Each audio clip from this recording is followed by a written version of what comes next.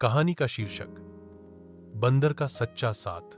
एक बार की बात है, एक छोटा सा गांव था जहां हरियाली और शांति का माहौल था।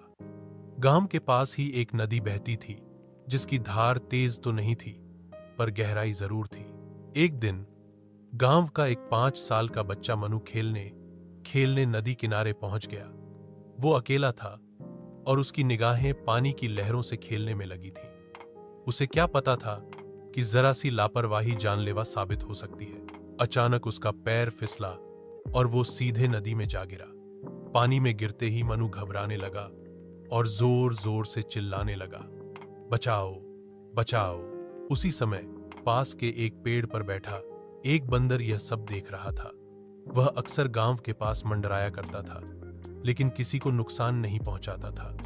जैसे ही उसने मनु को डूबते देखा, वह एक पल भी नहीं रुका।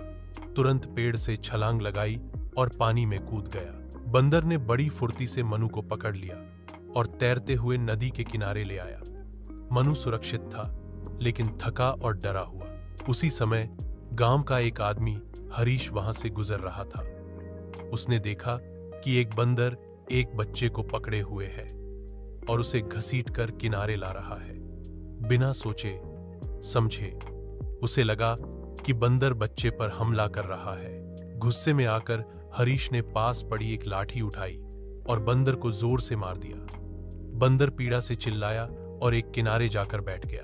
तभी मनु ने रोते हुए कहा, नहीं, इसने मेरी जान बचाई है। मैं नदी में गिर गया था, ये मुझे खींचकर बाहर लाया है। हरीश के हाथ से लाठी गिर गई। उसकी आंखों में शर्म और पछतावे के आंसू आ गए।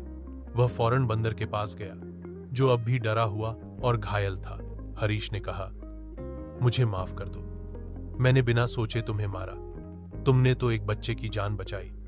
तुम तो असली हीरो हो। इसके बाद हरीश ने बंदर के घाव पर दवा लगाई और गांव में सबको इस घटना के बारे में बताया।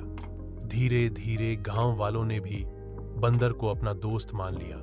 सीख, इस कहानी से हमें यह सीखने को मिलता है कि कभी भी किसी को बिना समझे, बिना पूरी सच्चाई जाने दोषी नहीं ठहराना चाहिए।